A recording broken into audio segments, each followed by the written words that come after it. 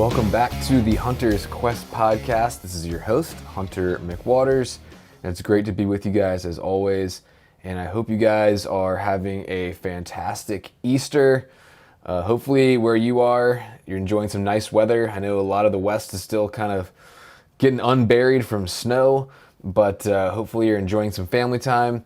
And I do hope that you are getting a chance to reflect upon the true meaning for this season, which is that Jesus died for our sins and rose again. And today we commemorate that, his victory over death and the grave and the forces of evil that are very much real and very much still alive in our world today.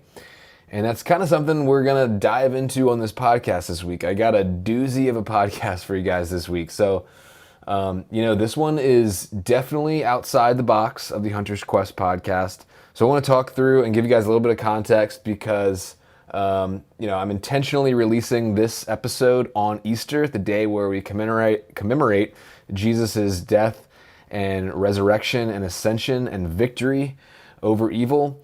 But today I am going to be diving into some, you might call them alternative Christian concepts or something. I'm not sure what the proper term is, but my guest is a guy named Timothy Alberino, who's written a book recently called Birthright. And I recently have been getting into this space of kind of alternative ancient history, and some of the crazy stuff that the Bible talks about that most of the Christian church just is unwilling or unable to accept or to talk about. And a lot of that starts way back in Genesis chapter 6, where we are given this brief account of this group called the Watchers coming down on Mount Hermon and mixing and intermingling and breeding with humans and creating a race of giants called the Nephilim, which ultimately led to God destroying the entire world. And this is in the Bible. It's in Genesis 6, and I feel like probably I've already lost most of you out there, even if you are Christians and been studying the Bible your whole life, because again, it's just something that's not talked about. But there's a lot of things in our world, in our society, that are intentionally, I believe, hidden from our sight, whether that be intentionally by evil or the mainstream media. But anyway, it's kind of a crazy wormhole, and I wanted to talk to you guys about it this week because I feel like it's an interesting subject that's important, that needs to have some light shed on it. It has real repercussions in our world today, and it's just fascinating. I'm fully aware that this is not the podcast for everyone, and I'm also fully aware that I might lose some of you guys out there doing this, but I do think it's important to talk about, and I think it's our job as Christians and people who seek the truth to use whatever platform we may have to shed light on the darkness and try to push back the darkness. And this podcast, it might seem a little all over the place. It might seem a little wild. It's definitely outside the box, and I don't think we really talk about hunting at all.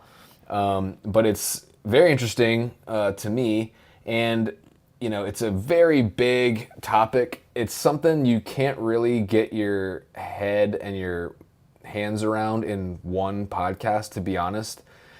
So I jump into stuff with my guest, but the idea of this podcast was just to kind of get you questioning, because there's a lot of things that we're taught in our history classes, in our science classes, even in our Sunday school classes that are misinformation, are downright wrong, are part of a secret hidden agenda. I basically don't believe anything I hear from science or mainstream media anymore, or doctors, to be honest with you. I mean, it's a broad stroke, and obviously there's good folks in all those fields. So, but there's just a lot of crazy stuff happening. It seems to be accelerating, as of late in the last few years. So, again, I probably already lost a bunch of you. This episode will surely lose a few of you.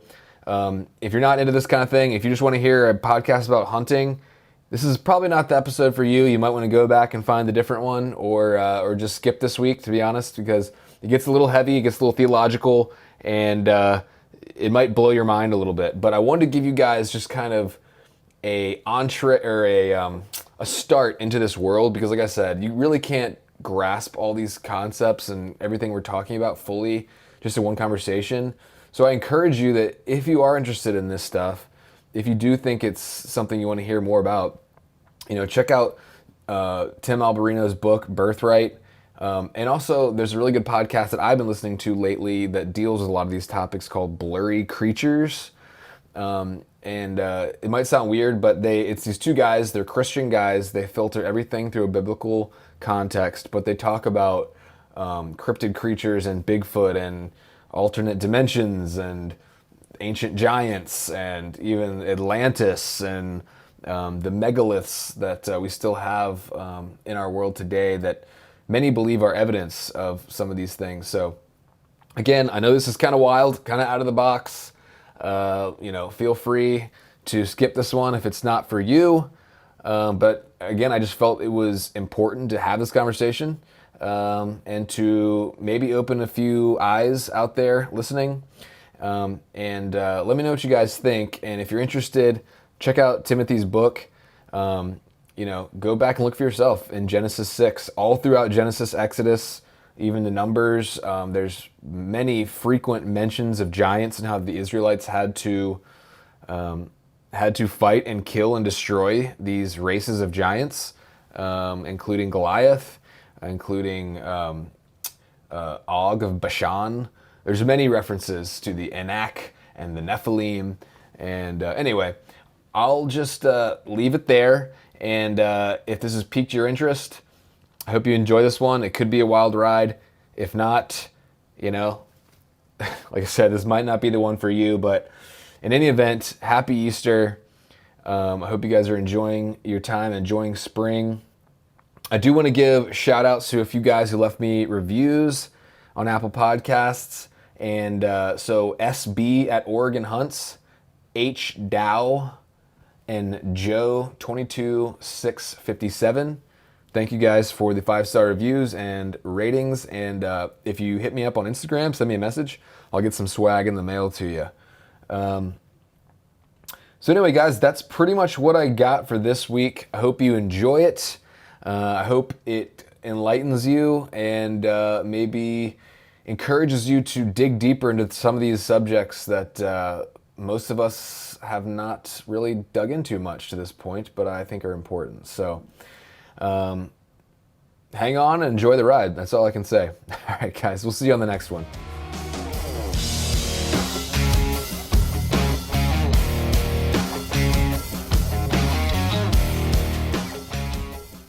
All right, guys, welcome to the Hunter's Quest podcast. It's good to be with you guys.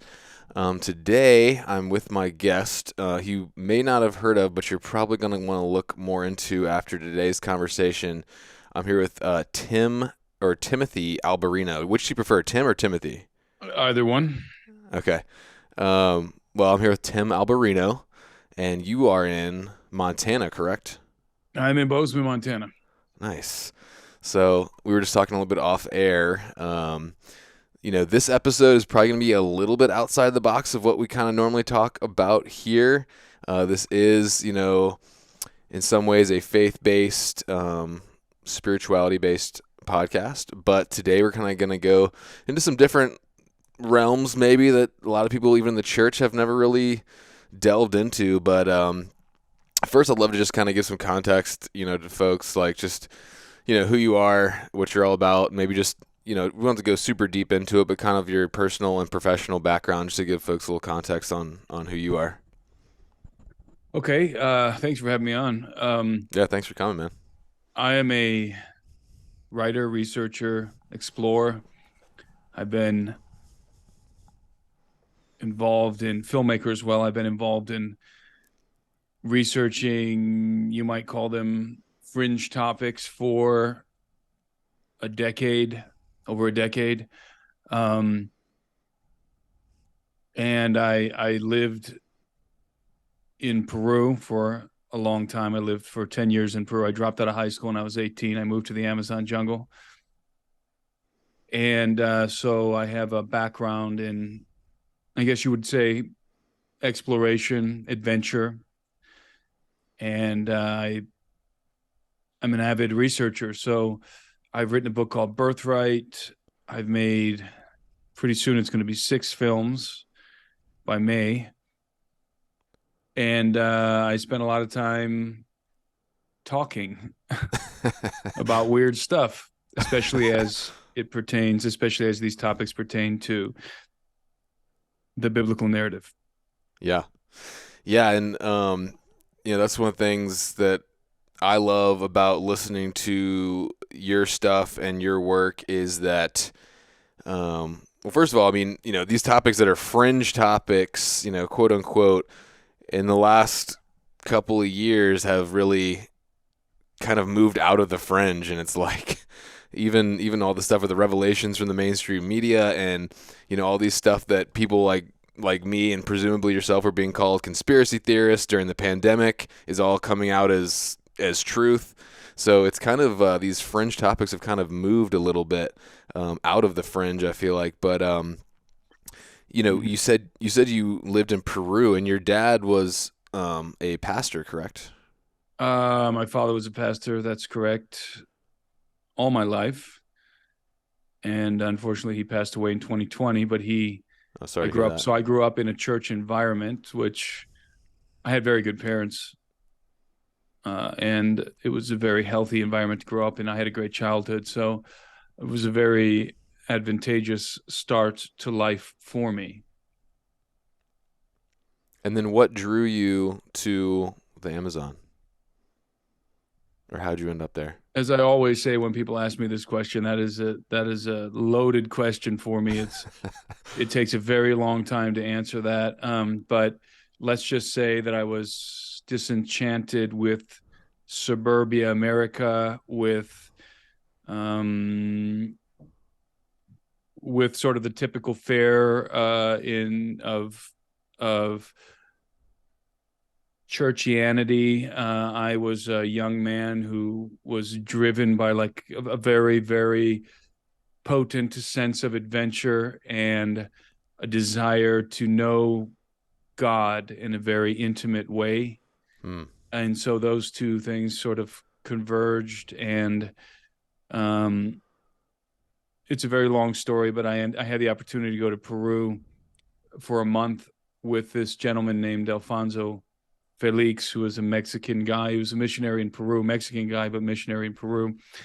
And we went to a city in the Amazon basin called Tarapoto. And I spent a month with him in Tarapoto, and it was an enlightening experience. And I realized that there was an opportunity to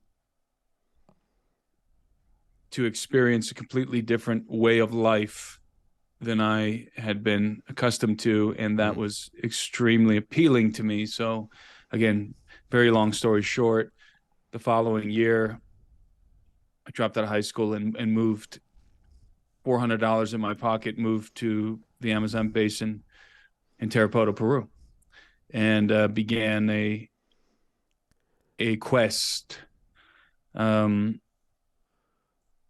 sorts with the desire to encounter God and to broaden my horizons, so to speak, in terms of this new cultural experience in Peru, which I took very well to, by the way. I learned Spanish in 6 months, and Wow. and I adapted very well to that culture. I like the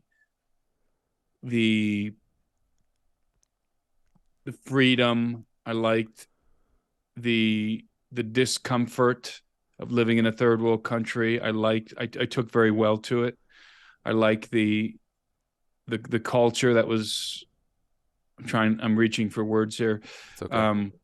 That was much wilder, uninhibited in the sense that, here in the United States, everything is so prim and perfect and comfortable, and the way we do everything here in the United States, even getting in your car and driving to the grocery store. Over there, it was you hop on your motorcycle and you go to the open market.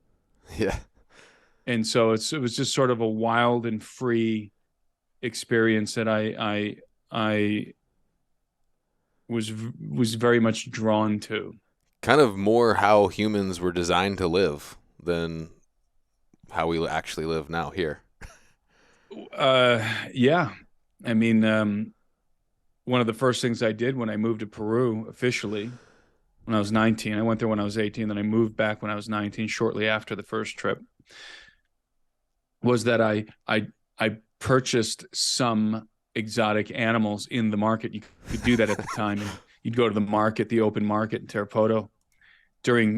In those years, you can't do it anymore. But if you went to the open market, say 20 years ago or 22 years ago, you would find all kinds of exotic animals. I almost bought a condor one time. I almost bought a jaguar, in all. And then you realize what you have to do to keep it fed. Yeah. Then I realized, what am I going to do a condor? What am I going to do when it starts to want to fly? Yeah. And a jaguar, what am I going to do when it's too big to handle? Or what happens if it attacks my neighbor? So that would have been a really dumb idea. Yeah. So I bought some monkeys instead, spider monkey and some other kinds of monkeys, and those were my pets, my companions. I lived on the outskirts of town and lived by myself with these monkeys, and it was, I always refer to those as the formative years of my life. And it was quite awesome. The experience. Yeah, man. Dude, you would really like backcountry hunting. Just listen to you talk. You're right in the heart of it too, man. You should let me take you on a hunt sometime. Let's do it. Like, I plan on going bear hunting here shortly. Oh, you are? So. Okay, you're going spring bear hunting? Yeah, I went hunting with a buddy of mine a couple of years ago, and this year he's really wants to take me black bear hunting. So yeah, I'm probably going to go and do that. Yeah, you should, man. I'll be heading out near there. I'll be in Idaho, but last year we went right through like Missoula. That area has a great bear hunting. You gonna be black bear hunting this spring over in this area? Oh yeah, wouldn't miss it. Well, you should swing through Bozeman. Let's go shoot some black bear. Yeah, man. I know quite a few folks in Bozeman, so if I do come through, I'd love to look you up and buy you a cup of coffee or something. Yeah, this is a great area for black bear hunting. It is. It is. It's a great area for hunting in general. I mean, we're only 90 minutes from Yellowstone. Not that you can shoot animals in Yellowstone, but there's right a profusion of wildlife here. Yeah.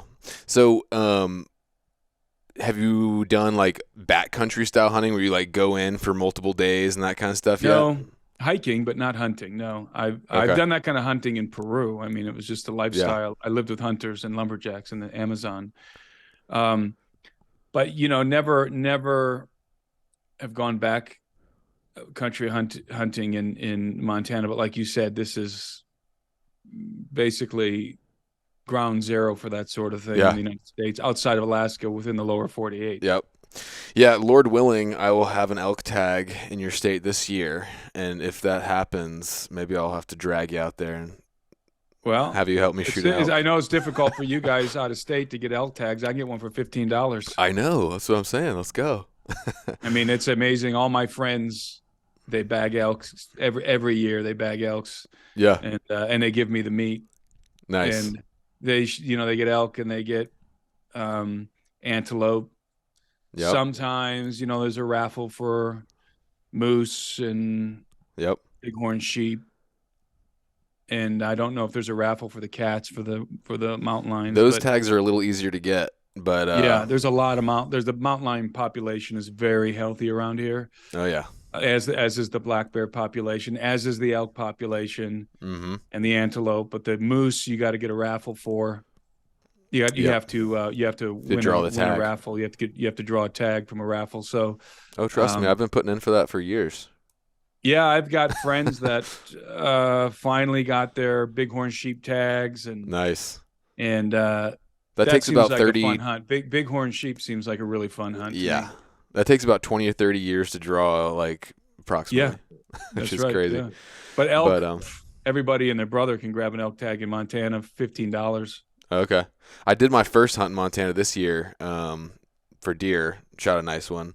But anyway, that's a story for another day. But Well, yeah, you man. get the elk tag and the deer tag, and you get, and so while you're out there, they're in the same environments basically, so you can shoot an elk or a deer or both Yeah, on the same hunt, which is really cool. yeah, for sure. We saw a lot of elk, but we only had the deer tag. But it was negative 23 also the first night we slept out there in a tent, which was And that fun. is the main reason why I haven't really got into hunting yet. I don't. Spring hunting is more appealing to me, Yeah. but in the fall it can get bitterly cold, and I Oh don't yeah. care what I'm shooting at. If I'm cold, I'm not having fun. Yeah, going from the Amazonian climate to Montana is a bit of a shocker. Yeah, it's frigid up here in the winter. Yeah. Oh man.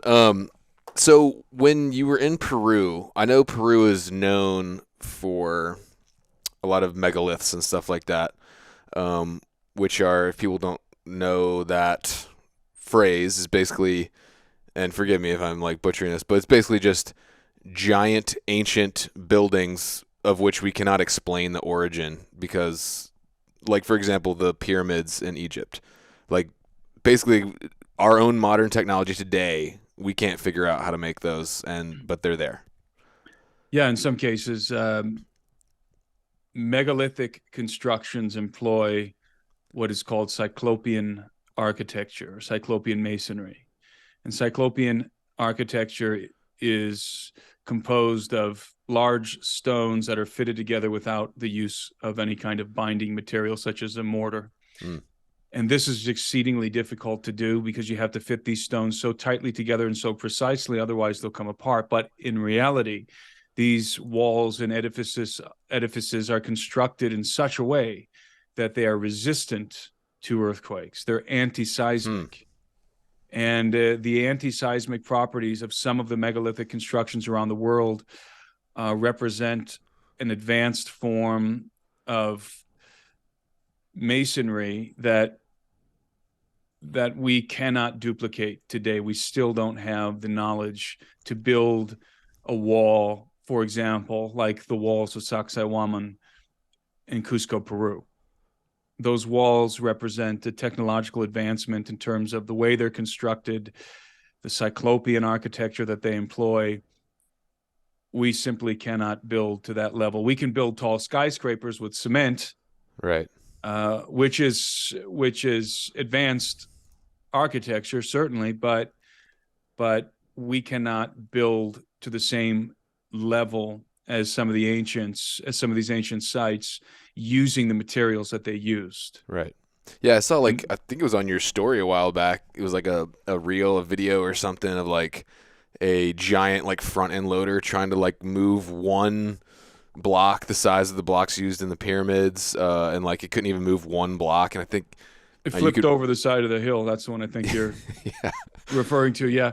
And There's something about like you have to place one of those like every what is it, like every 6 minutes for 20 years or something to like yeah, build the. as it pertains to the Great Pyramid, yeah. So the pyramid at on the Giza Plateau. The pyramids on the Giza Plateau are constructed of rectangular blocks or square blocks, and what's amazing there is just the sheer manpower it would have taken to cut and lay all of those blocks consecutively. Whereas, like in Sacsayhuaman, you have what's even more difficult is you have polygonal blocks. So they're quarrying this stone, limestone, andesite, in some cases, granite in some cases, and then they're transporting these massive stones that weigh up to 300-400 tons, some of them, across pretty rugged terrain. Some 20 miles away is the quarry from the walls of Sacsayhuaman, for example, and they have to cut the stone, extract it from the quarry, then they have to transport it over rugged terrain, and then they have to shape it on site and fit it so precisely that you can't fit the blade of a butter knife between the joints. Jeez, yeah. And if we were to do that today, we would have to use some kind of laser technology to do that. So basically, we would use precision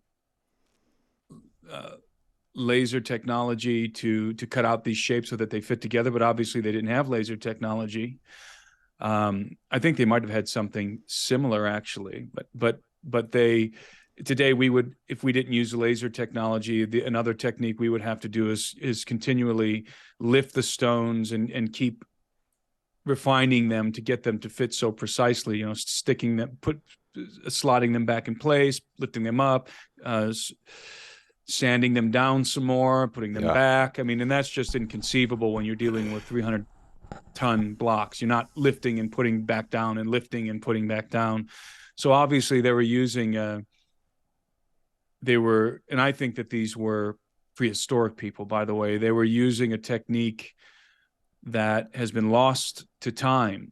Now, there is recent investigations and experiments have confirmed that the ancients might have employed a parabolic lens to direct the rays of the sun into what is essentially a laser. What is a sun beam, and a very, very powerful beam of sunlight that is capable of melting anything on planet Earth. Like it will melt through anything.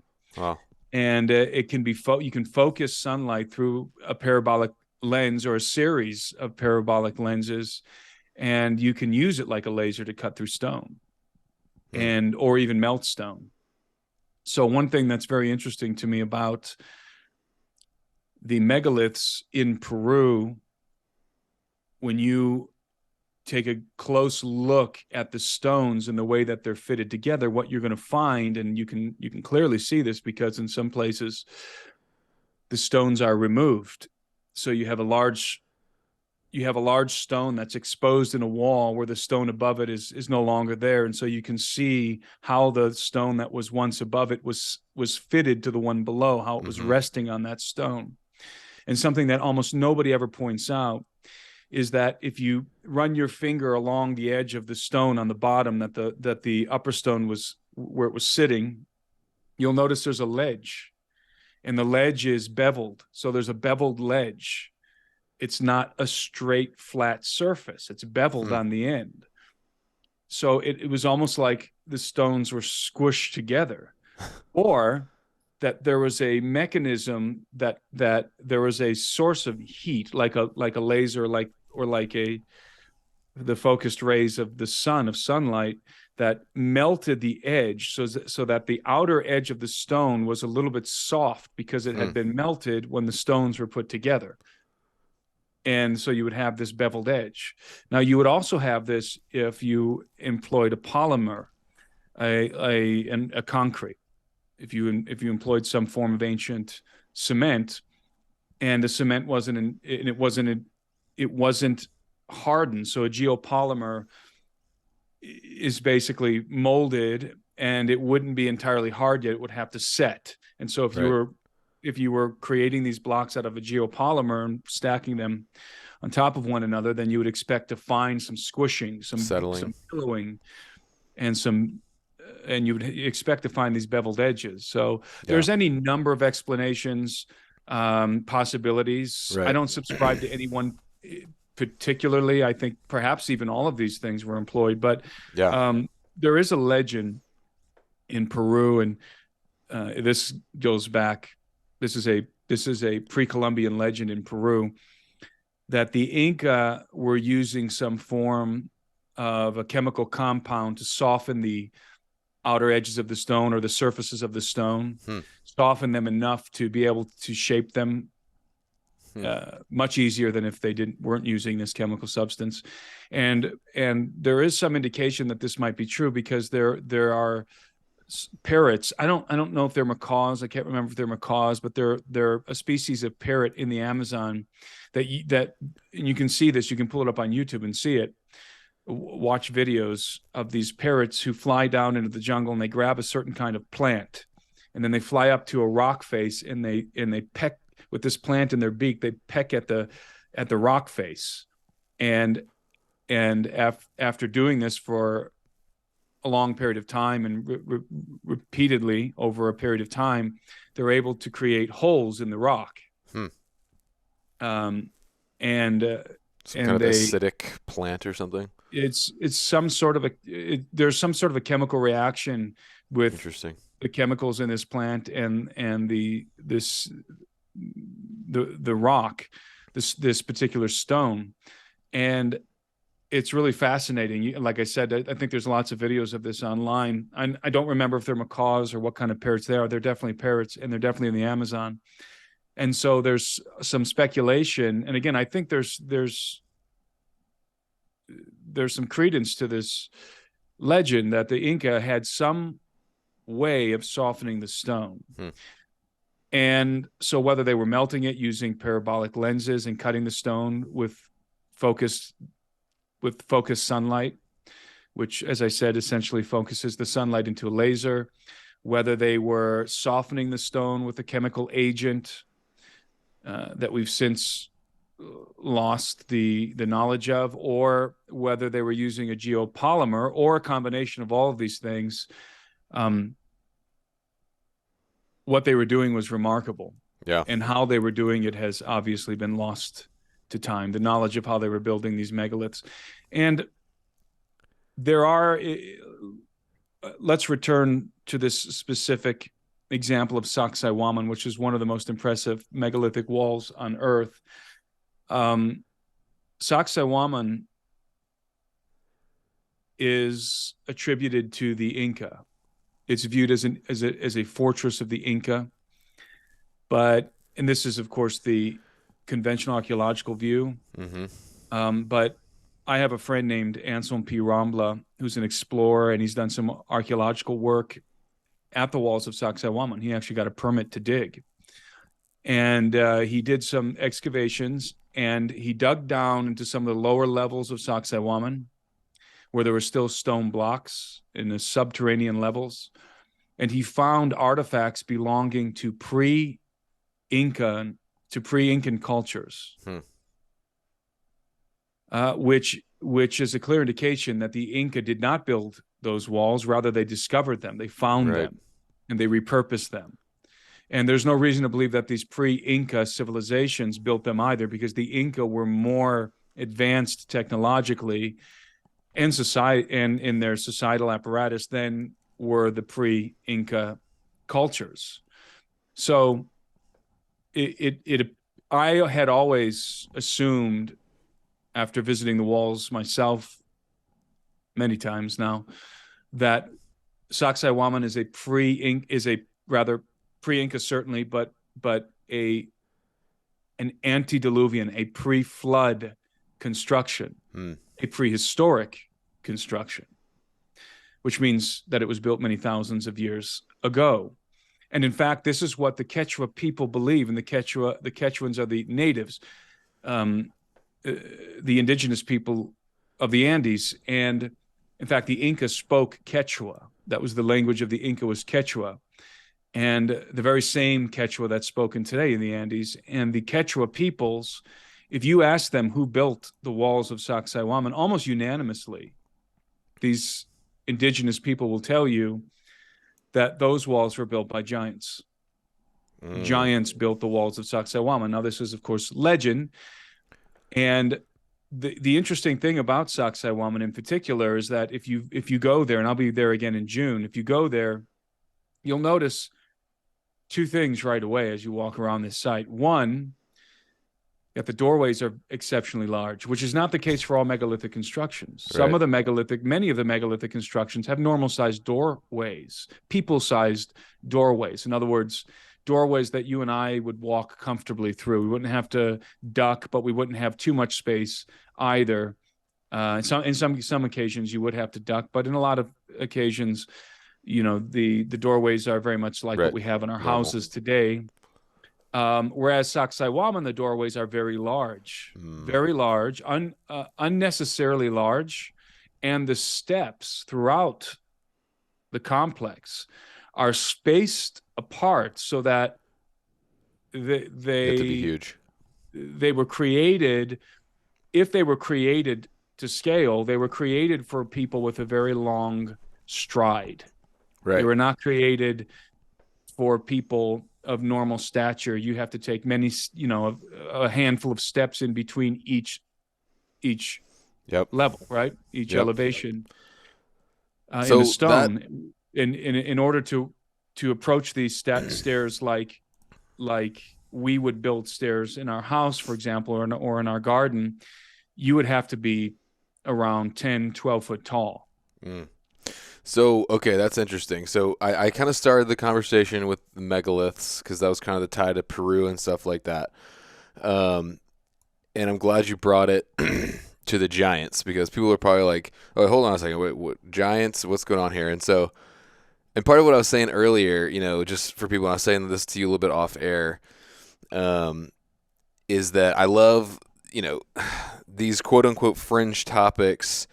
It's hard to know where to start, right? Because it's the more I get into stuff and looking into stuff, it just seems like it's all connected. That sounds like so cliche to say, but it really does. Like it seems like it's all kind of a concerted effort, and I think it's because we have an enemy, and he's trying to do us harm as an enemy, and his kingdom has some degree of order to it. And I love that you always bring it back to the Bible and to Christ.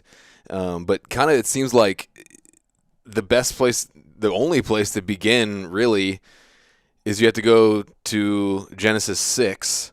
And, if people out there are Christians and, we lost you when we said giants, this is a part of the Bible that's, almost completely ignored in the church. Even me, up until recently, I would skim over it and kind of be like, oh, that's really interesting, and just kind of keep going.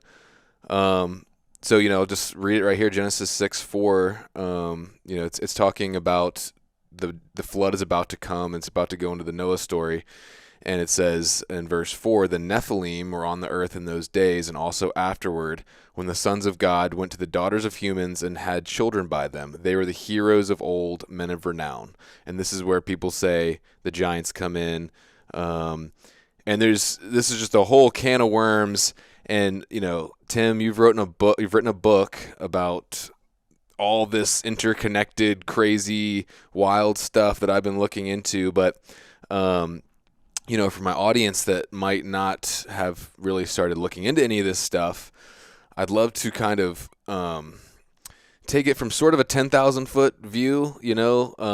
Kind of give an overview to people so they can begin to start looking into this stuff, because there's no way we could cover even really one of these topics in depth in the time we have. But I want to just kind of lay out some of maybe the basic outline of some of what you're going through in your book to get people just started thinking and maybe looking and digging more on their own. Okay, we can start with Genesis 6. Genesis 6, as you said, is a very famous it's a very famous portion of scripture, nearly as famous as John 3:16 at this point, I would say. Yeah. It's but still, a lot of Christians that you talk to, if you mention Nephilim, they're like, "What? I don't know what you're talking about." Exactly right. Yeah, but it's much more broadly consumed, let's say, these portions of scripture today than they were 10 years ago or 15 years ago. So at one point, I think it was about 8 years ago, the term Nephilim was one of the top Google search terms out of all terms across the internet, Nephilim. So there was a surge of interest in the Genesis 6 topic and in these creatures that the Bible calls Nephilim, which are giants. And what we need to understand right away is that this, what I call the Genesis 6 affair, which is only alluded to, by the way, in Genesis. the actual story from which those verses are lifted, copied and pasted by the writer of Genesis into his own account, come from the Book of Enoch, where the story is amplified. And really quick, let me just jump in for people who may not even know what that is. That's an extra biblical text that was found when the Dead Sea Scrolls were found. And it basically is, I believe, quoted by Jude and Peter in the New Testament. Quoted verbatim by Jude. Peter makes reference to it, but it's literally quoted verbatim, copy and paste into the New Testament. And I think Jesus even paraphrases it at some point, doesn't he? Well, Jesus uses the terminology from the Book of Enoch, the messianic terminology he applies that terminology to himself, and the epithet that Christ used of himself the most was Son of Man. And Son of Man only appears one time in the Old Testament but it's used as a descriptor. Daniel says, I saw one like a son of man, whereas in the Book of Enoch it's used as a title, a definitive title, the Son of Man. So I'm assuming that's highlighting his humanness and humanity. It is. Which is something we might get into later, but right. In the Book of Enoch, there's some debate over when it was written, but I would say that most scholars agree that at least the very beginning portions of the Book of Enoch, what's called the Book of the Watchers, the initial story, it was certainly written before Christ. And there are many scholars who believe that the entirety of the book was written before Christ. Now, it's important to understand that there are 3 different books of Enoch. In other words, there is what I believe is the original Book of Enoch, and then there are 2 variations, which are, I think, later versions, and one of them is Jewish mysticism. It's really just an adulteration, I think, of the original Book of Enoch, and it's sort of a Kabbalah Jewish mysticism interpretation of the Book of Enoch. So we don't have to go down a whole rabbit trail there. I just wanted to give people, they don't even know what that is. Well, it's called Enoch. Just in case people are going to look it up, there's Enoch 1, Enoch 2, and Enoch 3, or first Enoch, second Enoch, and third Enoch. And I would say people should probably stay away from second and third Enoch, and if you're interested in the Book of Enoch, pick up a copy, the R.H. Charles translation of First Enoch. Okay. That is the one that the writer of Jude quotes verbatim, copies and pastes into his epistle. And that is the one that is clearly what the writer of Genesis is referencing. Is the story that is told in First Enoch. So Enoch is, as you said, it was found among the Dead Sea Scrolls, among many other scrolls, such as the Book of Giants, fragments of the Book of Giants, and the Book of Ezra, and a bunch of other Old Testament books, as well as extra biblical books. And it was preserved because it was very important to the Hebrew people. The Book of Enoch was essential, in fact, to their cosmology. When I say cosmology, I mean their worldview. In fact, there's a lot of stuff going on in the Old Testament that if you do not have that Enochian story as the substrate, as the foundation, you will not really understand what's happening because the events that are detailed in Enoch are alluded to so often and were well understood by the Hebrews. So this is a very fundamental story in ancient Hebrew cosmology. The story that is told in the Book of Enoch, what I call the Enochian tale. And it reverberates through the New Testament, by the way. The Book of Enoch is acknowledged by scholars to have had a profound impact on the writers of the New Testament and on their theology. So, and by the way, there were many early church fathers, such as Tertullian, and such as Justin Martyr and some of these sort of founding fathers of the church, who argued that the Book of Enoch should have been included in the canon. But I'm not really concerned with the canon. I'm only concerned with whether or not the story told in Enoch is true. Right. Is it true? And does it sync with the biblical narrative? Well, we can answer the second question in the affirmative. It absolutely syncs with the biblical narrative. Yeah. In fact, it must, because so much of the narrative is dependent on the Enochian tale. And let me just stop you again there, because people may not even know what we're talking about. So in a nutshell, I'll just give it real quick. It is that when these watchers descended on Mount Hermon, they came and traded humankind technology for wives, basically. And then these wives bore hybrid children, which would be the Nephilim, the giants. That's correct? right. That's right. Yeah.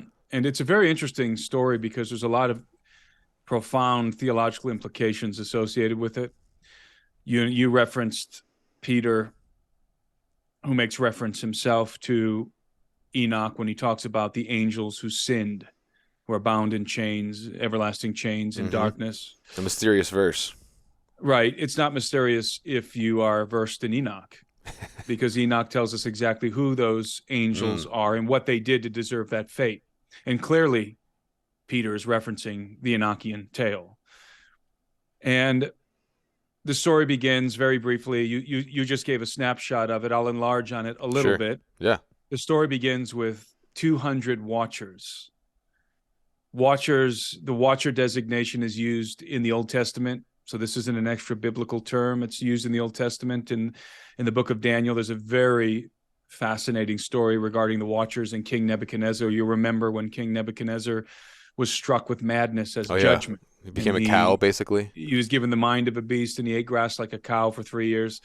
It was the watchers who sentenced him to that madness, who struck him with that madness, the watchers of heaven. Okay, so this is, and the watchers are depicted in that scene as members of a council. And with, of course, the king of the council, the Son of God, presiding over the council. So these watchers are very high-ranking beings, heavenly beings, and some might look at them as like fallen angels. I think. Well, the watchers are the opposite. They're functioning in the capacity of counselors in the kingdom of heaven. Okay. And it's certainly in the book of Daniel, this judgment that is the judgment of Nebuchadnezzar to eat grass and have the mind of a beast was delivered from the court of heaven by the watchers. Okay. So these are the good guys. Okay. And good until they're not anymore, of course. In the story of Enoch, a contingency, or rather a contingent of 200, a company of 200 watchers. Right. And these are the ones I was talking about where like people might say they're the fallen angels, or I think you like to say apostate sons of God. Right. They're about to become fallen. A company of 200 watchers devised a plan to descend to the earth, to take wives among the daughters of men, wives, mind you, not just go down and rape women, take wives, impregnate them, and procreate through them their own hybrid sons, their own hybrid offspring. They wanted to create families. They were desirous to procreate. They coveted the institution of the family that was afforded to Adam and his offspring, which is really a phenomenal thing that God instituted with Adam and Eve, this ability to procreate, to create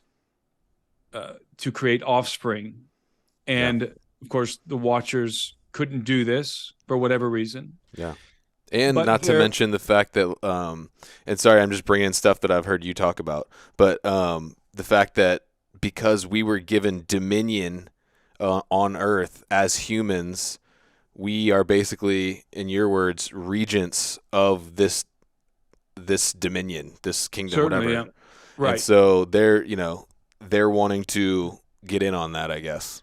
Right. So when God created Adam and Eve, he gave them dominion. He told them, have dominion, not take dominion, have dominion of the earth and everything on it, basically. So you can imagine the king of heaven handing Adam the deed of the earth, and Adam was to govern the earth in the capacity of a vice regent. A vice regent is one who operates with the authority of the king. So it's not that this place belongs to us, rather, this place belongs to God, and we are to govern it for him according to the precepts of his kingdom. Like police officers, pretty much. Which we've done a very, very poor job of that, by the way. But that was the mandate. Yeah. And so dominion of the earth was given to Adam and his offspring forever. Remember that Paul says in the New Testament that the gifts and the calling of God are irrevocable. And so Adam was given dominion, and the dominion of Adam is associated with his genome. It's inherited by his offspring, and that gets into the image of God, which we don't have to delve into those waters right now. But so there, in my book, Birthright, I talk about three things that the Watchers coveted. So you have these Watchers who are not evil yet. They are turning. Their hearts are turning to wickedness, and they're beginning to covet some things as they're observing mankind. First of all, they're struck with a very familiar impulse, lust. They're lusting after the daughters of men. So that's the first. So the first thing that the Watchers want isn't just to go down and rape human women. Rather, they want to marry these women. They want to marry them. Why? Because the second thing that they desired was to procreate families. They were envious of man's ability to procreate his own offspring. So they wanted wives, they wanted to procreate their offspring. And then the third thing that they coveted was dominion of the earth. Mankind was given dominion of the earth. So these are three things that men have that they don't. And now they're falling into covetousness and falling into sin. And so their hearts are being warped. And again, a company of 200 Watchers, driven by these desires, these illicit desires, they conspire to descend to the earth, which they do.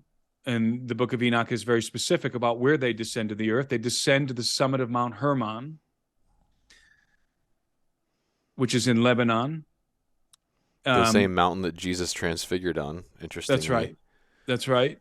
And they on the summit of Hermon, they take an oath. They bind themselves by mutual imprecations. The Book of Enoch says they bind themselves by mutual imprecations. In other words, we're all going to do this thing, and we're all in this together. And whatever consequences befall, we're going to assume them together. There's not one single person here that's more responsible than the others. That's basically the oath that they took. So they knew that no turning back. They knew that they were transgressing. Yeah. And so after they took this oath, they decided they descended into the plains around Hermon. So they bound themselves with this oath, and they descended into the plains, and they began to choose wives from among the daughters of men. Now, I add in some speculation here. I think that what they were about to do, this deal that they were about to broker with the sons of Adam, were likely, and this is speculation, it's an educated guess on my part, the deal was likely brokered with the sons of Cain, with the offspring of Cain. And I have reasons why I believe that. We don't have to get into that. So they chose the women that they desired to marry, and then they approached their fathers, the fathers of these women, and they offered them a deal. And I'm sort of paraphrasing the story that's told in Enoch. They offer them a deal. The deal is, you give us your daughter's hands in marriage, because remember, that was a patriarchal society, and women didn't choose who they were to marry. In fact, their fathers chose who they were to marry, and they would receive a dowry. So they would receive a dowry, which is a bargain, really. It's my wife's Persian, so I get that whole thing. Right. In the olden days, if you wanted to marry a young woman, you'd approach the father and say, I would like to marry your daughter. And the father would say, what can you offer me? Well, I have I can give you this many cattle and this plot of land. There was a dowry associated with it. So it was always a bargain in the patriarchal world. And so this is what's happening. The Watchers are bargaining with the sons of Adam, probably the sons of Cain. We would like to marry your daughters, and in return, we will teach you the knowledge you are striving to learn. And that's the way that the Book of Enoch describes this knowledge that the Watchers taught to mankind. It was knowledge that they were already striving to learn. So the Watchers already knew that men were desirous for certain knowledge, and we might even say technology. So, perhaps metallurgy, agriculture, but I think that kind of stuff, husbandry. I don't think it was as primitive as just the initiation of metallurgy. Right. I think it was much more technological than that. But you need to imagine this scene. So you have what is effectively the gods, these Watchers, who are making a deal with men. So you can imagine, if you're one of the fathers of what you would have viewed, how you would have viewed it back then, one of the fortunate fathers of these women who the gods want to marry. Right. That would effectively make you the father-in-law of a god. Yeah. Right? Yeah. So it was certainly not a difficult bargain to negotiate on the part of the Watchers. The Watchers would have been, in my estimation, and we don't have to go down this rabbit hole, but I believe that the Watchers, because they would be considered sons of God. This term "sons of God" refers to these heavenly beings in the Old Testament. The Watchers would have been very comely looking men. Probably they would look like very handsome young men. Yeah. And they would presumably having technology that to these people looks like magic or supernatural things, but it could just been simple, what we would consider simple technology or whatever. I mean, even if you pulled out an iPhone today for someone from 2,000 years ago, that's magic, right? Exactly. Right. So the Watchers would have been in possession of technology vastly superior to anything we have today. Yeah. Because they come from an ancient advanced civilization. So they make this bargain with the sons of men, and they wed the daughters. And you can imagine that this wedding would have happened with all the pomp and circumstance appropriate to such an occasion. The gods are marrying the daughters of Cain. The gods are marrying the daughters of Adam. And so it was a legal contract between the Watchers and the sons of men. That's very important, going back to this concept of dominion. It was a legal contract. So the Watchers were authorized to do this by the sons of men. That's why they wanted to take wives and not just come down and rape women. It was a covenant. And because mankind are the vice regents of the earth, because we have authority on the earth, we have dominion on earth, we are authorized to make such a covenant should we choose to. Yep. To our own peril, of course, which is what happens. But mankind was at that time was to some extent beguiled into a Faustian bargain. So what happens is that the Watchers, they wed their wives, they copulate with them, the women conceive, and they give birth to demigods who happen to grow to gigantic stature. Right.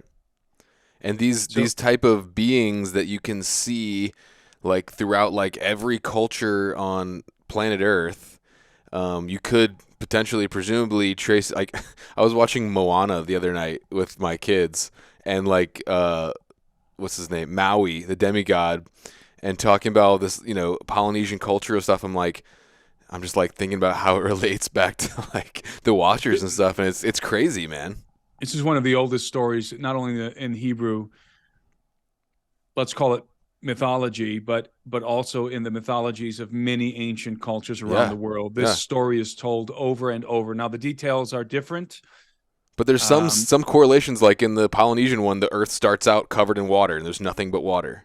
Right. And then islands start. Right. It's like there's so many concurrent things in these quote unquote myths that they may have been aggrandized over time, but there's probably some truth even in stuff that we're taught in school as mythology, like Greek mythology and stuff.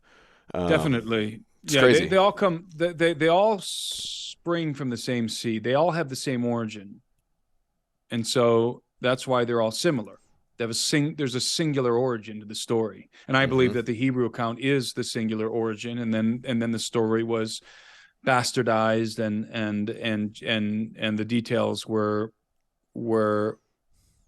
became differentiated through different cultures. Yeah. So after these women give birth to giants, and I believe that the women gave birth most likely to normal-sized babies who just had accelerated growth, like people who have gigantism today. Yeah. Their offspring, who would have been not fully human, these would have been human hybrids. They would have been part their fathers and part their mothers. In other words, part what I call the elder race, this angelic race, and part human. They grew to exceptional size, and there's a reason why I believe that the Watchers intended for their offspring to be exceptionally large, because remember the third thing that they coveted, dominion.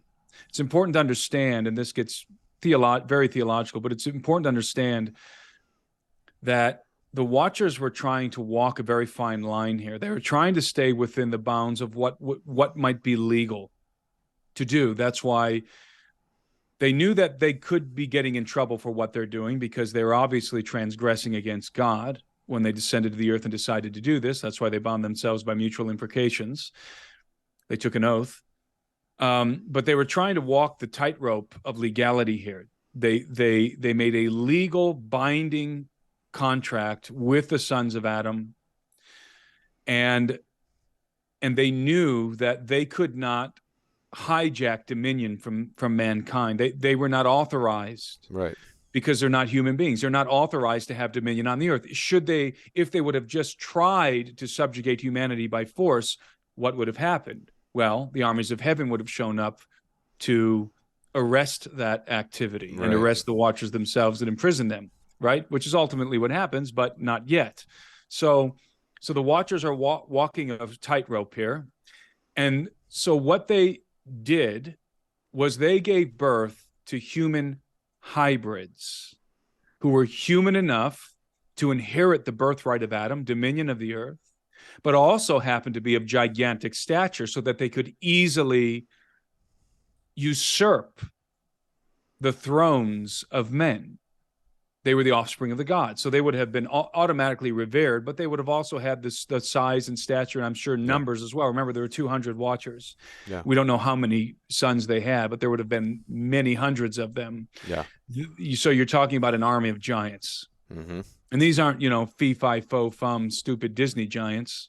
These are highly intelligent, exceptionally intelligent entities. Yeah.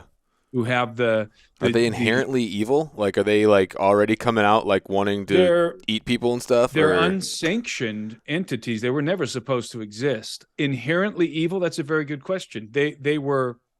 What would have happened if this is an interesting theological question you posed. What would have happened if one of these giants decided, I'm not going to do this. I'm not going to participate in this transgression. I'm going to repent and ask for forgiveness from God for what my father's father has done. What would have happened? I wonder. I don't know, but that's a very intriguing question. As far as we know, none of them did that. There's no record of any good giants in the Hebrew cosmology, in the Hebrew mythos. So, so the giants, in fact, are quite the opposite. They're exceedingly evil. Yeah. And they begin to oppress mankind and ultimately to devour men. Right. But again, don't picture big dumb giants walking around with clubs over their shoulders. Think Hercules. Exactly. Think the demigods of the Greek mythology, who are extraordinary beings, not dumb beings, extraordinary beings. They're demigods, and so we'll fast forward through the story. I have an elaboration on this called the Empire of the Gods, but we'll fast forward. Ultimately, what happens is the earth becomes corrupted with the wickedness, probably a genetic corruption as well, and so much so that mankind is corrupted with the knowledge that the Watchers gave them. So it's basically like giving children lighters and Zippo lighters and letting them run wild in a dry field of grass. Right. Yeah. This is like what the technology was like in their hands, the knowledge that the Watchers gave them. Mm-hmm. And so there was great iniquity on earth, and there was great bloodshed, and that's when it says the Lord saw how great the wickedness of human race had become on earth, and that every inclination of the thoughts of human heart was only evil all the time. That's right. That's the setting for the flood, because of what the Watchers had done. Right. So and it wasn't like men were guiltless. They cut the deal. Right. So they're reaping what they sowed, and ultimately God decides to reset humanity, to preserve the human race, and to reset humanity, and to eliminate the abominable offspring of the Watchers. And what happens is basically a two-tiered situation. First, he binds by the way, Enoch is being used as the intermediary between God and the Watchers here, because God decides to punish the Watchers, and he uses Enoch. Why? Because Enoch is he is representing the human species. He's legally representing the human species. God uses him as an intermediary, as an appropriator of the dominion of Adam, of the authority of Adam.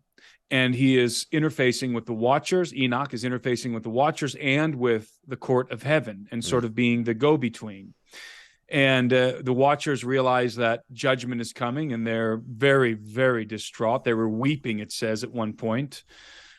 And Enoch comes to them and delivers the sentence from heaven, which is very, very grim. And the sentence is that the Watchers are going to be bound, and they're going to be thrown. They're going to be bound in chains and thrown into prison, basically. Let's call it. Peter refers to it as Tartarus. These are the Watchers these are the angels who sin that Peter referenced. But before they're imprisoned in Tartarus, in Hades, basically, they're going to have to witness the destruction of their beloved sons, of their giant offspring. And the giants are incited to war with one another, and so they go to battle with each other. And this isn't just a bunch of giants bonking each other over the heads with clubs. I think this is a technological war. I think that these giants are the kings of their own domains, of their own kingdoms. So it's wars between. It's Game of Thrones. Yeah. It's Genesis 6, Game of Thrones. Is it at this point localized still, like in the Near East, or is this? I don't know. Are they all over the world at this point? That's a very good question. I would say no. This is global. Yeah. That the giants they probably figure like. Yeah, there's 10 giant tribes here in Canaan. Like, let's go over here where there's no giants, and we can subjugate all those humans and eat their babies. And the reason why I believe that, there's two reasons. One, because of the diffusion of megaliths, which employ the same kind of technology. It's ubiquitous. The technology and knowledge of the megaliths is ubiquitous, meaning we talked about Peru. It's in Peru. It's in the Middle East. It's in Japan. It's in China. Easter Islands, it's every corner of the earth, even Antarctica, I would guess. So perhaps even especially Antarctica, but nobody really knows. But So you have a global empire of the gods that's unfolding on the earth. And in fact, the legend of Atlantis confirms this, because of course Plato is the one who from whom we derive the legend of Atlantis in his discourse, in his dialogue called the Timaeus and the Critias. And in the Critias dialogue specifically, we get the story of Atlantis. And the long short of the story of Atlantis is that the story begins that the gods, okay, and when you think gods / watchers, okay, the gods apportion the earth amongst themselves. What does that mean? They say, okay, we're going to set up an empire on earth. Let's divide it amongst ourselves. So each one of us gets an allotment somewhere on earth where we get to establish our own kingdoms. But we're all sort of in a fraternity of gods, an empire, right? And so, you think we could be in Pangea at this point, like one continent? I don't think so. No. There's reasons why I don't think so. But okay, but I used to think that, but I don't anymore. So according to the story of Atlantis told by Plato, through a priest of Sais, an Egyptian priest, to Solon, Poseidon, for his allotment, he gets the island of Atlantis and the region of Atlantis. And so what does he do?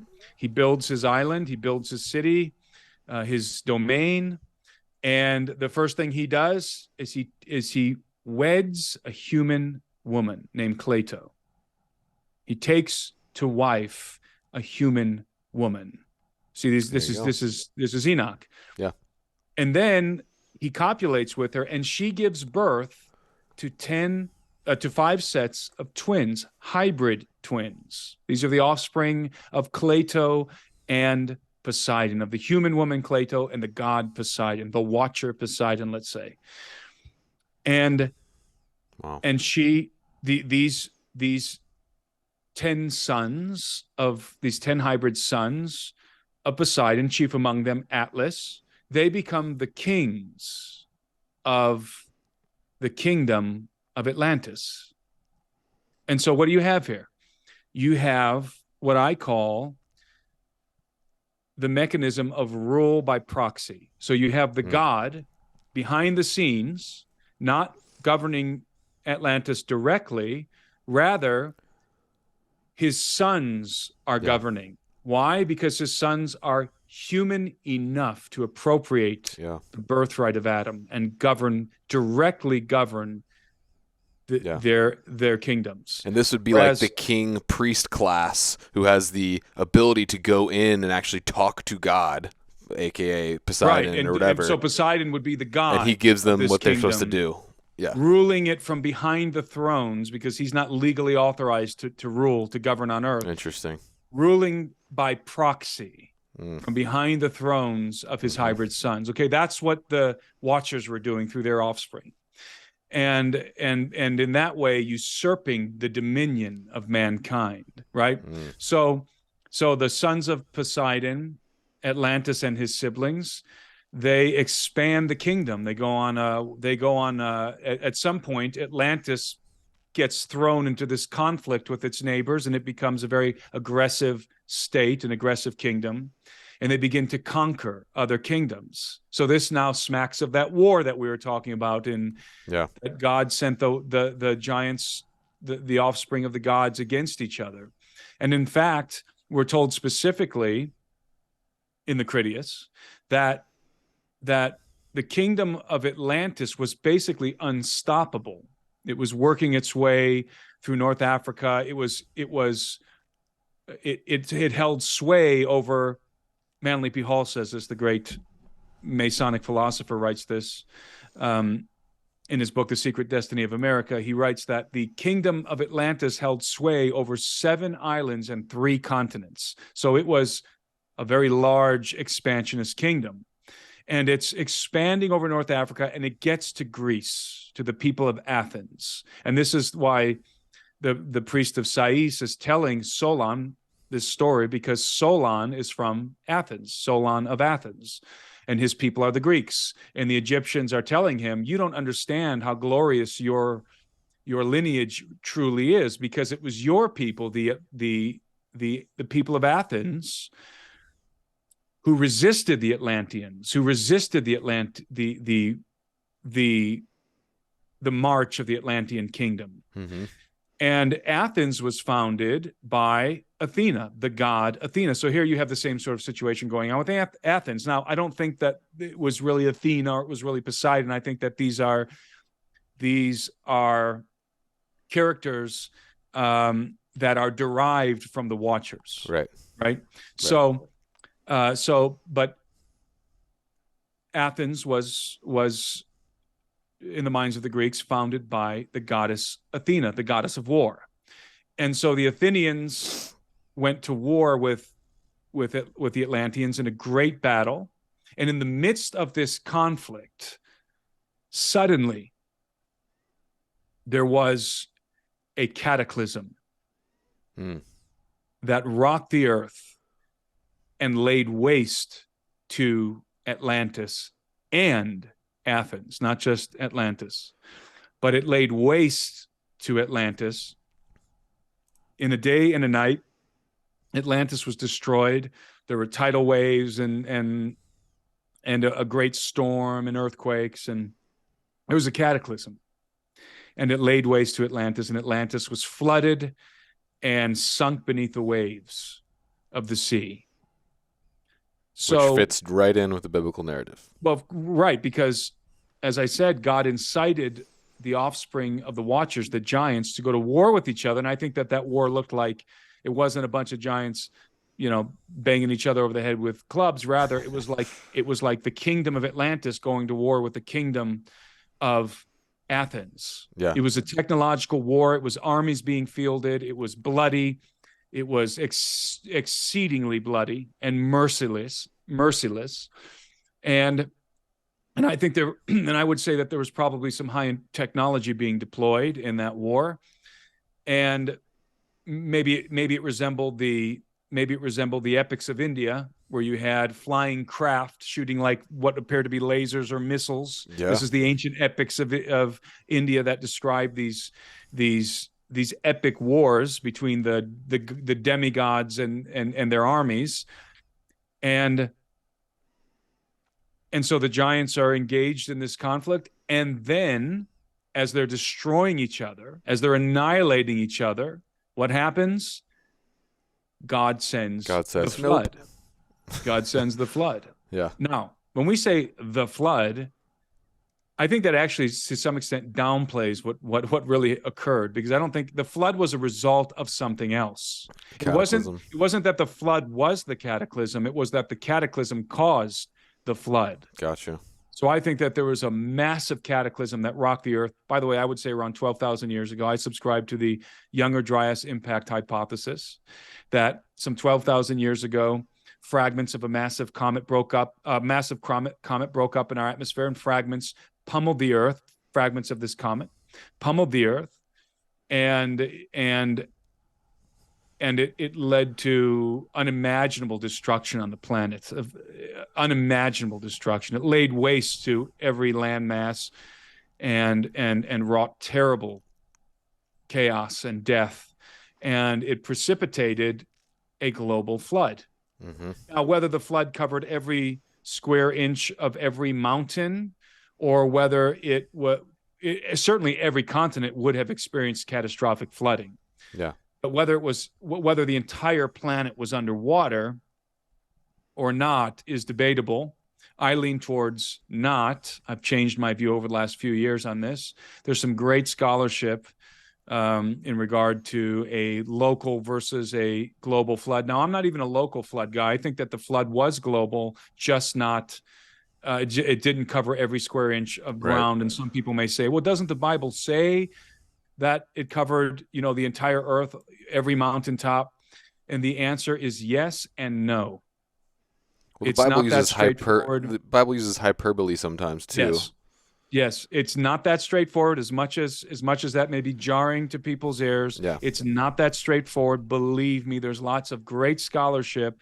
You could go either way. It's a 50-50 situation as it pertains to the interpretation of the text, and both sides are equally valid. I lean towards what's called the local flood, although I don't think it was a local flood. So I'm in a third category. I think maybe I've invented it. I call it a global cataclysm with local flooding with catastrophic flooding. So a global cataclysm with catastrophic flooding on every continent, but not necessarily every square inch of every mountain underwater. That's my So you're thinking some giants survived because not everything was flooded, and that's where you get Goliath and these guys later, these post-flood giants? I think that, in my estimation, there were survivors. Yeah. And there's you can derive that as well in the narrative. So I think there were survivors. And why? Why do I think that there were survivors? Because, well, first of all, we know there were survivors. Noah and his family survived through an act of divine intervention. So God saved Noah. He preserved the human species and the animals and stuff that were on the ark. But I also believe that in the wider context, there were survivors probably on every continent. And why do I say this? Well, the primary reason I say this is because when you evaluate the flood myths from all these different cultures, you usually have this nucleus of this family the nucleus of the story, of the survival stories of family that survived. A particular family was preserved. That would be Noah and his family. But you also have intimations of other survivors. So let's put it this way. I'm open to the possibility that there were some survivors. I call them the exiles of Atlantis, that there were some survivors outside of the ark under certain circumstances. Now, that's, of course, a controversial view. I can't prove it, and I may be wrong, and I'm okay with that. But I lean in that direction. I don't subscribe to it 100%. I'm not absolutely sold on it, but I'm open to it. Yeah. And I'm leaning in that direction. But I'm also perfectly happy to concede if I find this side of the argument more compelling at some point in the future, that it was just Noah and his family and that was it. Yeah. So I think it's an open question, as much as people want to perhaps as much as people perhaps don't like it being an open question. I think it is an open question. For sure. Yeah, we'll never know all the answers. I mean, no, and I'm not obliged to have all the answers, and neither are you. No, I said we'll never know all the answers. Right, exactly. Yeah. So some people cannot be comfortable with that. But, and I just want to say, like, from my perspective, like, people out there listening, this stuff might sound crazy. I don't know. Maybe it's clicking. I encourage you to go research it yourself. But to me, it makes so much sense when you look at, if you study, like we were talking about, all the different cultural narratives of creation stories and the flood accounts and stuff like that. And then, even later in the biblical narrative, when you talk about God telling the Israelites to wipe out entire, not species, but entire civilizations, like man, woman, and child, and why you see like such an emphasis on giving specific genealogies is because it really unlocks the fact that, like, that's because this fully human DNA is so important, and God may have wanted to wipe out a whole tribe of people because they were it threatens hybrids. The human species. It threatens the human species. Right. And as we know, Jesus has to come through the human species. That's right. Yeah, that's right. Genesis 3, there's a prophecy that's delivered by God himself to the woman and the serpent in the aftermath of their transgression. And the woman is told that she's going to have much pain in childbirth. And then the serpent is told that his seed will be in conflict with the seed of the woman, that the seed of the serpent will be in conflict with the seed of the woman, that his seed will bruise her seed's heel, but her seed will crush his head. And so this sets off a series of events in which it really is the genesis of the adversary's primary occupation, which is to forestall his fate, which is to stop the seed of the woman from crushing his head, right? To forestall this prophecy. And I go through this in a detailed way in my book Birthright. But my friend L.A. Marsali calls this the seed war. I call it the Dragon Slayer prophecy, because this, like a great fantasy novel, there will come in the future, through the genealogy of Adam, there will be born a man who is going to slay the dragon. So the dragon slayer is coming, and the dragon is of course that serpent of old, the devil, Satan, the chief rebel among the heavenly hosts. And this dragon slayer, this son of Adam, is going to be born into the world, who is going to absolutely crush his head. And this is the through narrative from Genesis to Revelation. And it's really fascinating. A lot of people will read the Bible and not realize that this is an epic about the Son of God, the Son of Man. It's his epic. It's, I don't want to use the cliche, his story, but it's his epic. It's not the epic of mankind. It's the epic of the Son of Man, the Dragon Slayer. And it's the greatest novel ever written, but it just so happens to be true. That's, I like to say, I like to say that because I grew up on the Chronicles of Narnia, and then I graduated to the Lord of the Rings, and in both the Chronicles of Narnia, both C.S. Lewis and Tolkien were heavily influenced by the biblical narrative, and both of those guys, by the way, were very insightful and very covert in certain things that they put in their books that were drawing on the biblical narrative.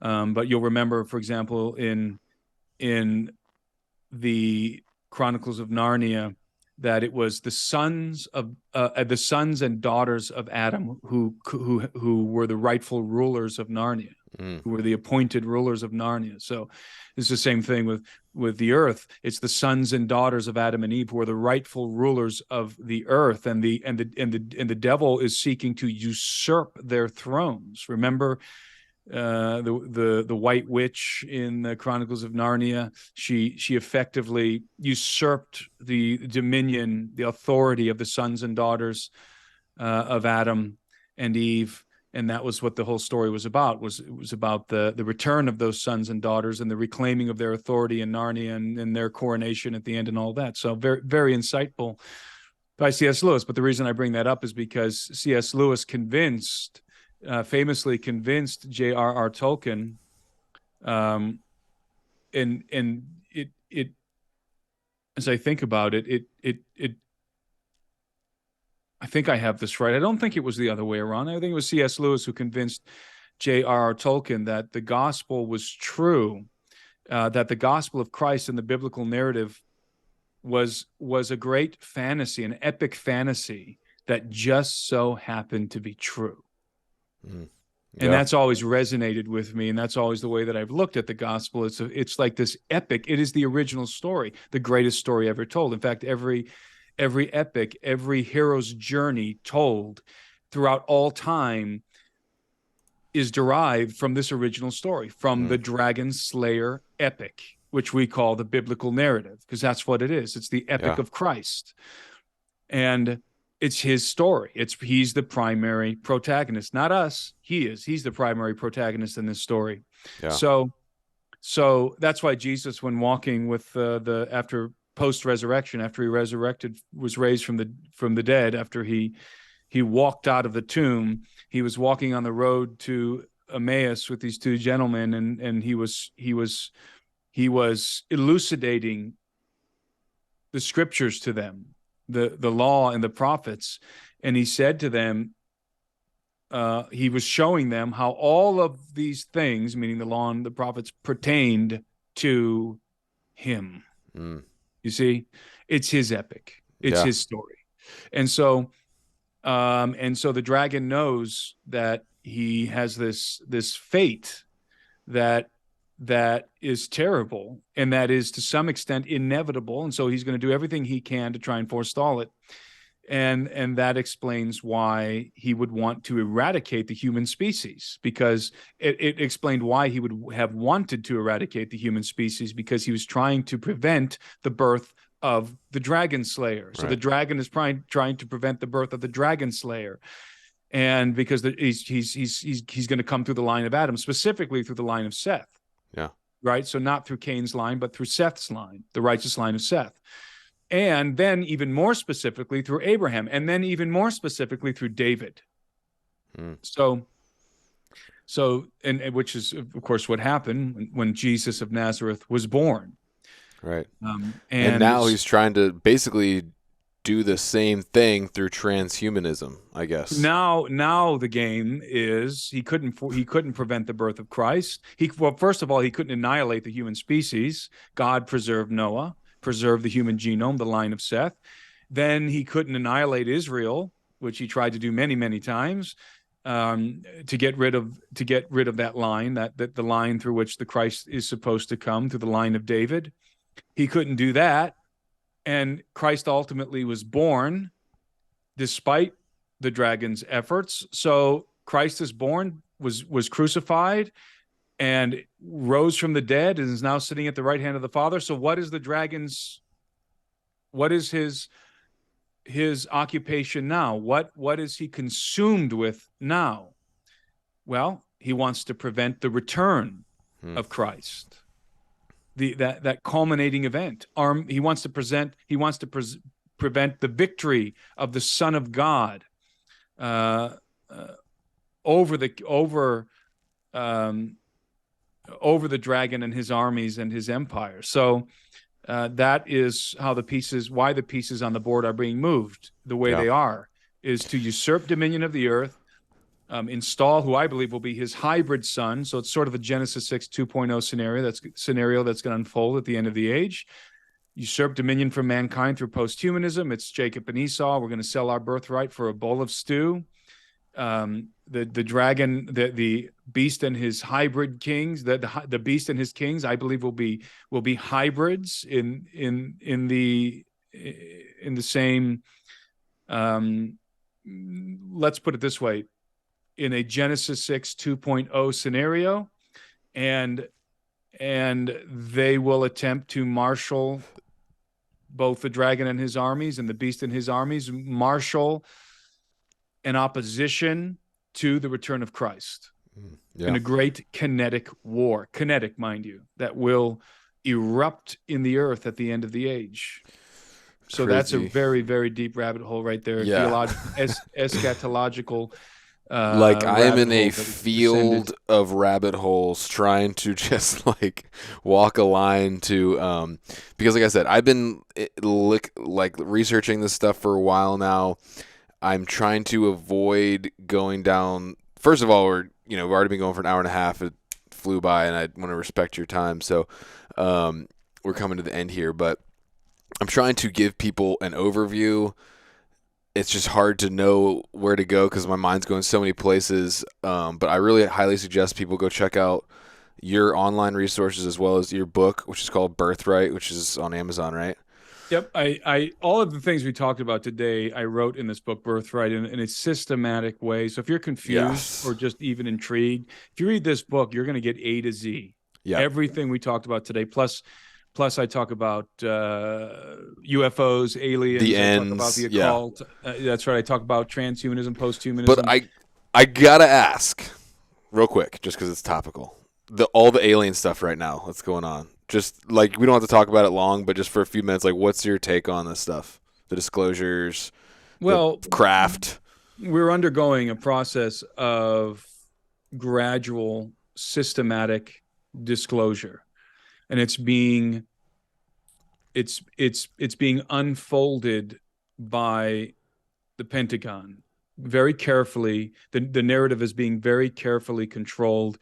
But as I always say, the Pentagon cannot control the phenomenon. All they can control is the narrative. So they cannot control the UFO phenomenon. It's beyond their control. All they can control is how we perceive the phenomenon and how we learn about it in detail. Because it's going to become so obvious that if the Pentagon doesn't get in front of it, they're going to look completely inept and deceitful, which they are to some extent inept, and they are certainly deceitful.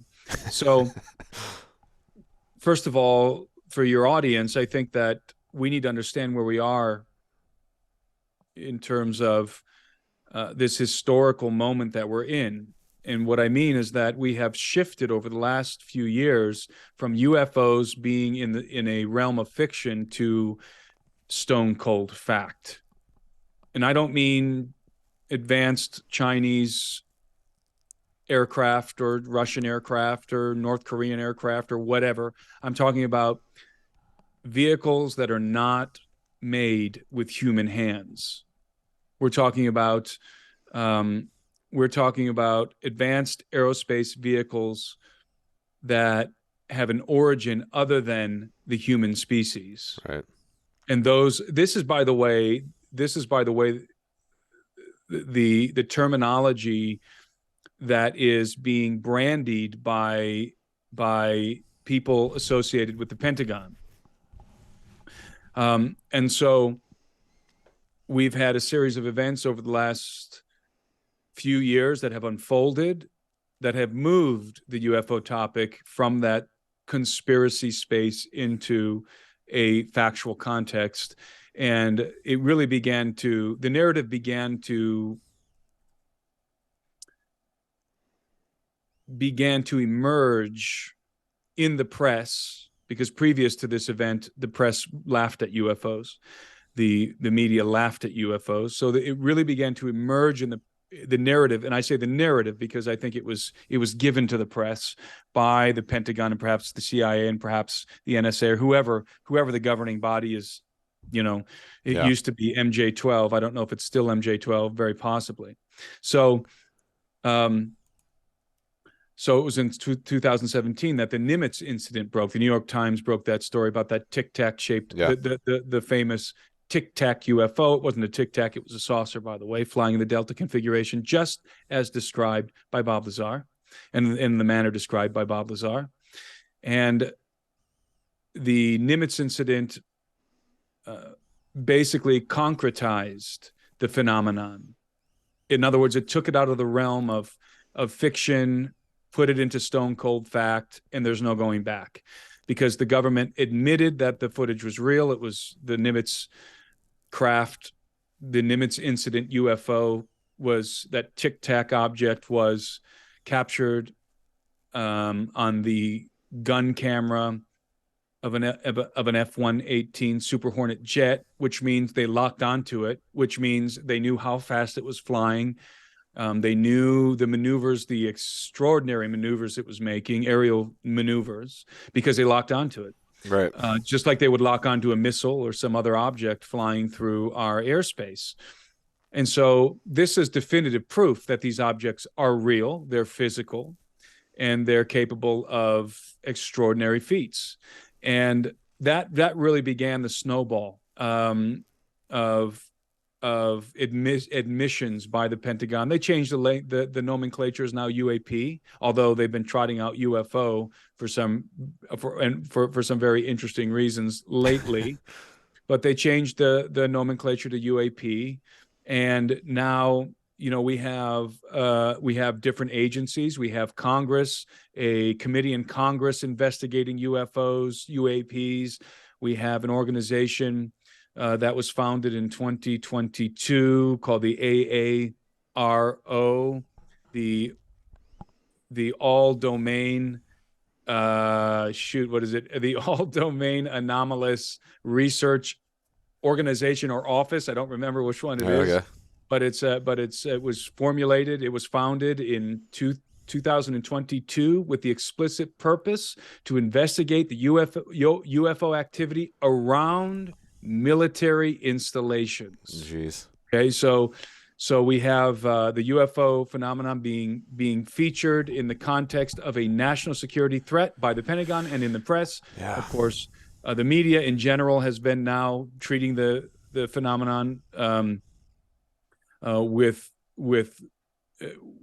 a serious demeanor. Tucker Carlson is the leading journalist, really pressing into the phenomenon. And so we're at a very interesting point in time. The other day they're releasing shortly here, but they released a draft of this report that's coming out on the physical constraints of these craft, which I'm eager to read. But they released a draft, and the draft was published by a fellow named Kirkpatrick, and who comes from the Defense Department and the aerospace defense. He was in aerospace defense, and the chairman of, I want to say, I'm probably going to get this wrong, I want to say the chairman of astronomy at Harvard. Loeb is his last name, and Abraham Loeb, and they claim, or at least they speculate in this draft. Loeb speculates, and he's made some wild speculations in the past. He's no stranger to wild speculations, but he speculates in this draft that there may be a mothership in our solar system. I saw that in the news. And so, so this is not whack job territory anymore. Right. This is a Harvard professor, the chairman of the Department of Astronomy. Yeah. These are serious individuals. Yeah. And this is the Pentagon.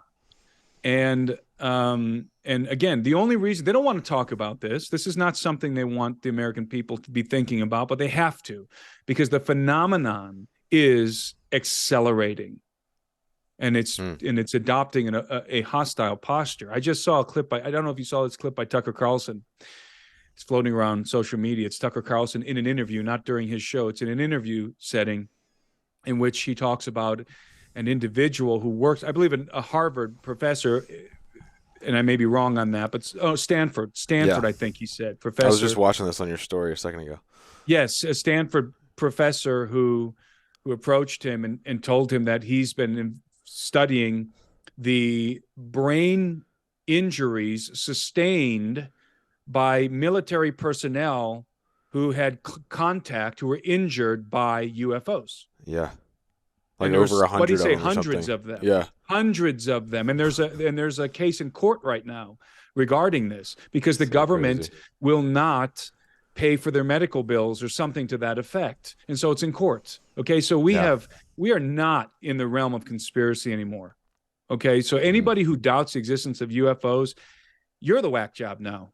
Okay. Because if you affirm the existence of UFOs, you're just affirming something that is a plain fact at this point. If you deny it, then that's like denying that the sun is shining overhead.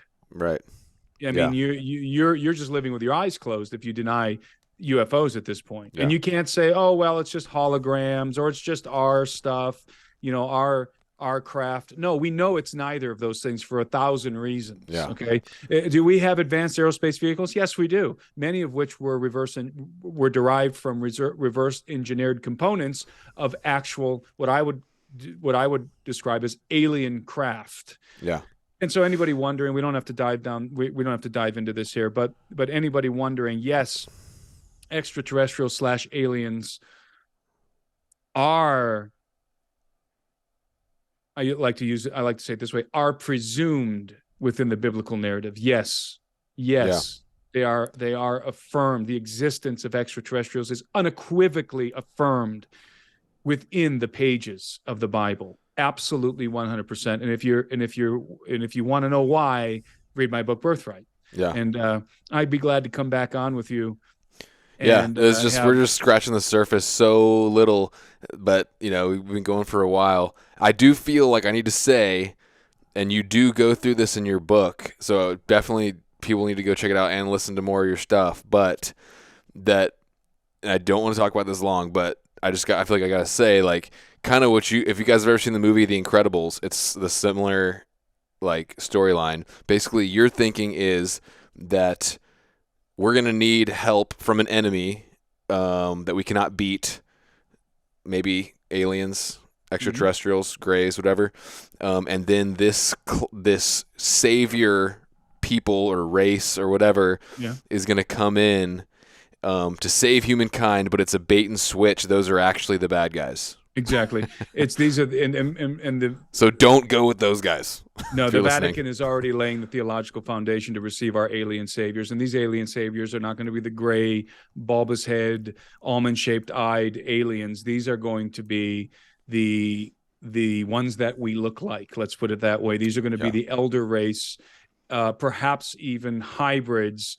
The offspring of the gods and men who arrive in their saucers, in their craft, to deliver us from this other threat. And this other threat is being perpetrated by the Greys, those bulbous head, almond-shaped eyed little gray aliens. And then we take some kind of technology from them or something to make ourselves not human anymore, and then we're screwed. Well, that's a long, complicated I'm condensing like 17 hours of podcast into like 17 seconds. I weave all of this together in the book, and I keep referencing the book because there's no way that I could pull it all together for you in a short period of time on an interview. But I expound on it in the book, and I weave these threads together into this tapestry. Now, whether or not I'm right, I don't know. I suspect that I am, but at least I make it make sense. Yeah. Let's put it that way in the book. I had to just lay it out there because it's so crazy. People, you got to go research this more. Get his book, Birthright. But I had to just somewhat show that how crazy it is that it's like I said in the beginning, it's all connected, going back from Genesis 6 all the way. Giants, megaliths, aliens, all this crazy stuff. It seems all over the place and weird, but if you actually really look into it and follow it, it makes a lot of sense how it all fits in together and is part of the plan, of the enemy. And I love how your theories that you put forth in your book and your other interviews articulate that in such a logical and not crazy way. Maybe a little crazy. Well,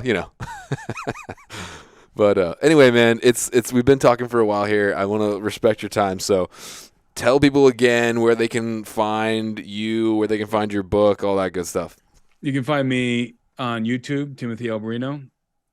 You can find me on social media at Timothy Alberino, Twitter and Instagram. I have a website, timothyalberino.com. You can get the book on Amazon.com, Walmart.com, BarnesandNoble.com, and pretty much all the other major booksellers, online sellers. You won't find it probably, at least I don't think you'd find it, inside of a Barnes & Noble store. If anybody does find it inside of a Barnes & Noble store, you can send me a picture. But any online bookstore platform, most of them carry the book at this point. So nice. Hey, thanks for having me on. It was a pleasure to talk to you, and I'm willing to come back and we can maybe dive into some of these more. Yeah, no, that'd be maybe some of these even weirder topics than the ones we covered today. Yeah. I wanted to lay a groundwork, and just if people only hear this one episode, at least there'll be appetites whetted to go look for more. So it's kind of was my goal. So yeah, man, I appreciate your time, and maybe we can link up sometime or do another podcast or something. Let's go big game hunting, backcountry hunting in Montana.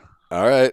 Don't mess around. I'll do it. My buddy who went hunting with me that turned me on to Blurry Creatures is like, dude, invite him on a hunt. I'm here. You just have to show up and we're good to go. Okay. All right, man. Well, thanks again. It was great talking to you. You too. Thank you.